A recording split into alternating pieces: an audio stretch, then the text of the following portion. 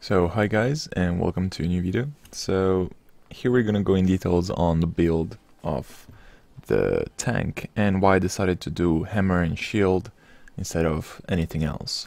So this is for the patch Hector, the one that is gonna be available at release, so nothing is gonna change until probably September or October 2017. So right now I'm rolling a tier 5.1 and I have a royal helmet, royal armor, 9 boots. There's several reasons why I did this. So I wanted an aggressive build, and I've tried, as you can see, almost everything. I really enjoyed the Tomb Hammer. I can probably show you here. So the Tomb Hammer, the good thing is that it had this grasp of the undead, which kind of threw away a AoE skill that would just basically go straight ahead, and if it hits enemies it would root all of them in a certain place and deal damage. It was kind of this hand that goes around, and it goes for a while. So the that's the main reason why I did that. Hammer is just a bit better. So I'm gonna go in details now. I just wanted to show you my top 2 choices. So swords right now, as of right now, they're extremely PvP oriented. For PvE, they're not too bad. They used to be really good because of the interrupt, but they changed some of the skills. Now a W does movement speed and reduces incoming damage, which is pretty alright. But at the same time, I feel like it's better to stun enemies, and hammer I think is just a bit better. Claymore has the charge, which is pretty nice, but again it lacks AoE damage. Spinning blade is not too bad, but at the same time it's not really a CC. Clarion blade is sort of a normal broadsword, just a bit more damage, and it's just a bit different, but it's really nothing. It's not for PvE. And Fearless Strike with the carving sword is it does damage to enemies around, and it slows them, but at the same time it focuses on heroic charges, and it kind of slows the pace of the fight, which I really don't like, because all the skills that depend on like something that is chargeable. I feel like in a fast pace it really forces you to play in a certain way, and I like to play in my own way and not have like a weapon that forces me to play in a certain way. At least that's just my idea. So for axes are very interesting. I tried them, and so the battle axe is basically healing. So you put a bleeding on, and then you heal based on how many stacks you have of that bleeding. The great axe, just a whirlwind that does AoE around you, and it increases your movement speed, which is pretty nice, but it's nothing crazy. You can't really do anything else while it's doing the whirlwind, so it's not that good. Halberd is actually, I loved it. I played it a little bit.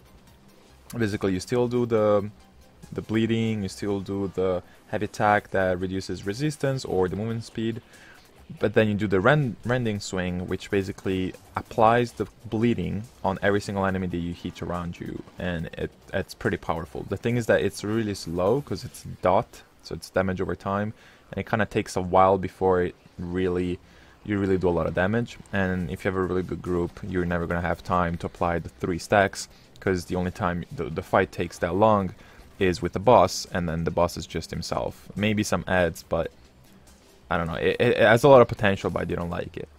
Carrion Collar is actually pretty good. It sends a sort of AoE thing in a straight line. It hits all the enemies, and it's pretty good. It applies bleeding, but I didn't fully enjoy it playing it. And the Scythe is the one that I never played, and it's really good, at least on paper, but it's really expensive, and I just felt like it's really not worth it to go for a Scythe, because I really wanted to. I'll show you why I wanted the hammer later. And the CC is really something that the axe is missing in itself. It does damage, but it's a slowly build up damage. Now Mace and Hammer are the two biggest ones. Usually those are the ones that you do when you're tanking. So Mace, the one-handed Mace is not bad. It has a the Q is really strong. The Q, it's either a thing that applies a shield that increases armor magic resist around you, which is pretty good, up to 5 allies, and it's pretty powerful, or it's just a thing that increases threat. The W, it's an interrupt. Then later on you have like a sort of dash and a sort of cone in front of you that does damage. And then you have an interrupt. Well, it's a silence, but you do it to interrupt basically, which is not bad. But I like the CC. I like the stuns. I don't like the silence. I like the, but I like I prefer stuns, especially because they're distance stuns with my build instead of silencing. But Mace is pretty good. I like the one-handed Mace. Incubus Mace is the other one I have not tried. Basically, you unleash a heavy attack on the ground, hitting all enemies in a cone in front of you, and you reduce the enemy damage and heal power. So it's pretty good because of that. It's 44 energy cost, which is pretty high. Usually it's like 36, 27, so 44 is pretty high. But again, it's pretty good mace. Two-handed mace though, so you don't have the shield, which increases threat generation.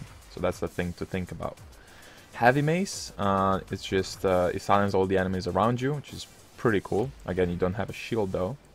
You have root prison, which is the thing that I was, debating whether I should go for or not.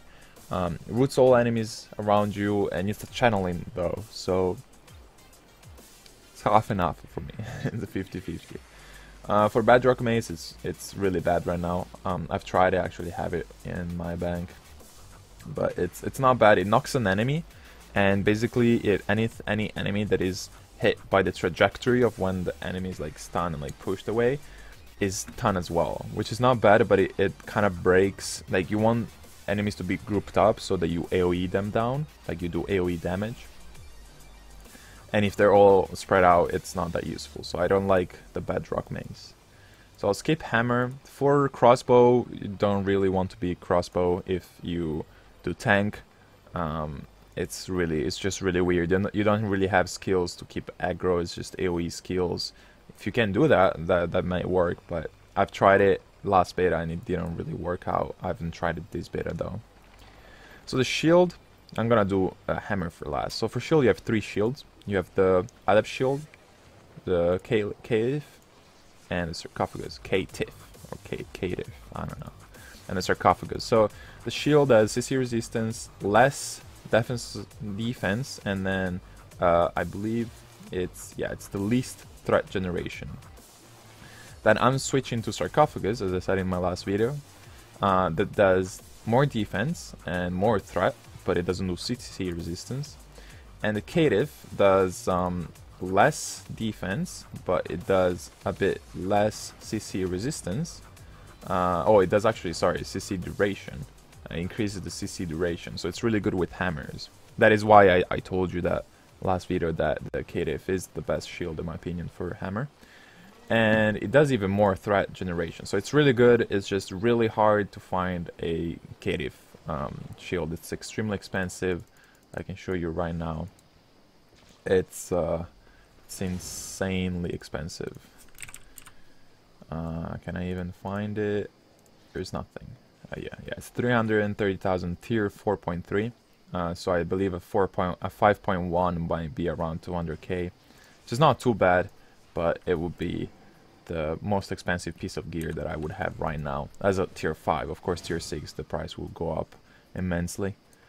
So for hammer, I kind of love it and hate it, but I found the one-handed hammer to be the one that I really enjoy the most. So I'll do great hammer first. So you have the Q that does damage and reduces slows the target. The other Q does damage and creates threat.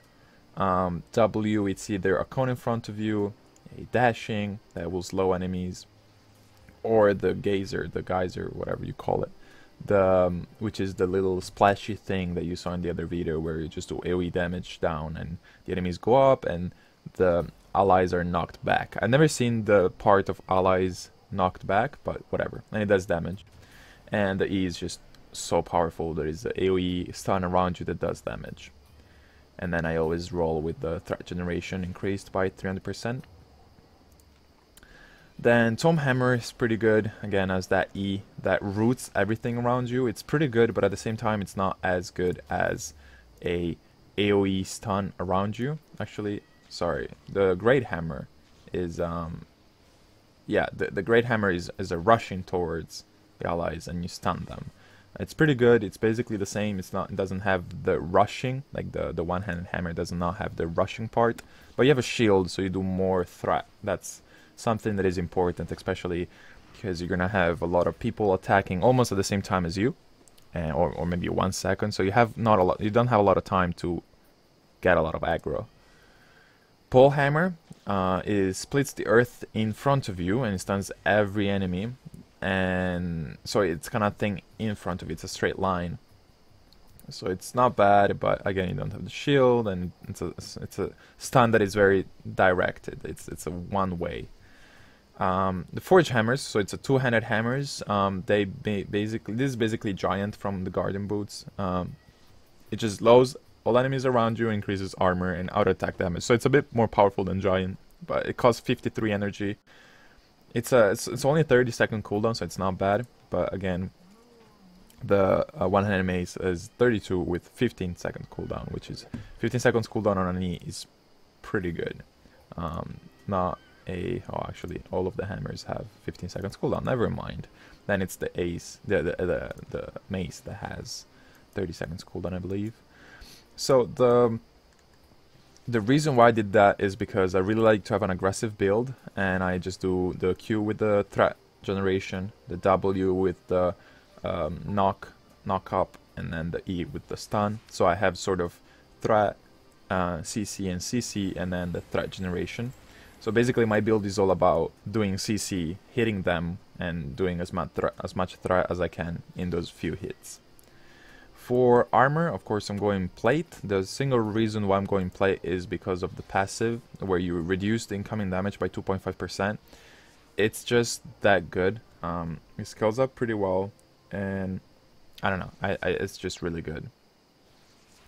I've tried to do a druid cloth helmet, so this one, because it has it places an area around you, and basically it replenishes energy for everybody around you for 5 seconds, and it's so good for the party. Every single healer or caster should have this, of course. If they have it, you don't really need to have it. So if you have a good party, someone should have it, and you're wasting that passive. And yes, you could have the 3.5 reduced energy cost, but it's not that good. Or you can increase the damage, but it's not that good. So I'm going plate because of that passive. You have also increased CC duration, which is pretty good with hammers. If you have a cative and you add this, your stuns last for a long time. Or cooldown time reduced by a certain amount of time, which is pretty good as well. So I really like, especially Royal, I really enjoy it. I've tried Demon, it's not bad. It like silences enemies. The Soldier basically makes you immune, but at the same time, I believe you can't attack. Yeah, you cannot attack or cast spells. The Knight increases your resistance. The Guardian reduces incoming damage, and the Graveyard restores 20% of total health of an ally and reduces your own health. Can be also cast on yourself. The thing is that if you cast it on yourself, it only heals for 5%, because it restores 20% and you reduce your, you kind of like sacrifice your own health, 15%, so it's 5% profit, let's say. So the reason why I'm doing Royal is because of the AoE stun. So you create this sort of it says it's a burning barrel. I always thought it was a meteor, but anyways, it kind of puts this from the sky, and it does AoE damage, and it stuns people. Royal Armor, it's really good because it has energy drain, so you still have taunt, you still have healing. Like, if you want to do those, you can still have them. But energy drain is really good, and it's Royal in general is pretty versatile. Royal Armor and Royal Helmet. So the energy drain basically puts an area around you, and it moves with you, and you get 7 energy per second for every single enemy around you. And it has still the you and up to 5 allies, so it's pretty good. It's really good. Other armors, the Guardian. Some people say go Guardian. This is Knight and yeah, go sorry, Knight and Guardian. The reason why they want you to do that, it's because of the wind wall, which kind of knocks enemies away, or the Guardian because he has the enfeeble aura, which basically reduces by 60% damage, and it's really strong. Like, if something goes wrong, Guardian and enfeeble aura is really good because of that. Okay, so now you know my build. I'm gonna just showcase some of the skills. So the Q is just a single target, pretty simple. The W, it's a splashy thing, so you put it down and it creates this splash, knocks enemies up. The E is just AoE stun around you, and it's pretty wide. It's 5.5 meters around you, it's pretty wide. Energy drain from the armor, the Royal Armor. Basically, you move around, and up to 5 allies get 7 health based on enemies, the number of enemies around you. You basically get full health, full energy, even if you have nothing, and it's really good. The Ballista Support Fire, it's the thing that looks like a meteor, but they say it's a barrel. Yeah.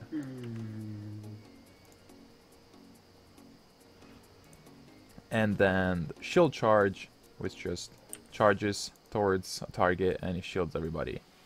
So it's pretty good for tanking. For potions, I have Goat Sandwich, which increases maximum health, and Healing Potion that regenerates 21% of total health. So this is the reason why I decided to go with this build. It's a very aggressive build. You have to really look out on what's happening because you don't have a lot of defensive cooldowns, but it's a lot of fun to play. Thank you very much, and I'll see you in the next video.